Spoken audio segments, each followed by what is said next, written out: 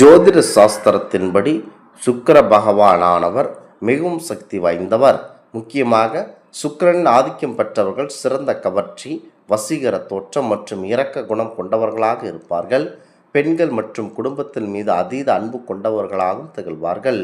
ஆசுரர்களின் குருவாக இருந்தாலும் அவர் தன் சீடர்களுக்கு ராஜதந்திரம், அறிவு மற்றும் பைதீக உலக இன்பங்களை எவ்வாறு அனுபவிக்க வேண்டும் என்ற ஞானத்தை வழங்கியவர். இவரிடம் இருக்கும் மிருத சஞ்சீவினி வித்தை இறந்தவர்களுக்கு கூட உயிர்ப்பிக்கும் பேராற்றல் கொண்டது. ஜாதகத்தில் களத்திரக்காரகராக எனப்படும் சுக்கிர பகவான் ஒருவரின் காதல் மற்றும் மகிழ்ச்சியான மன வாழ்க்கையை உறுதி செய்கிறார்.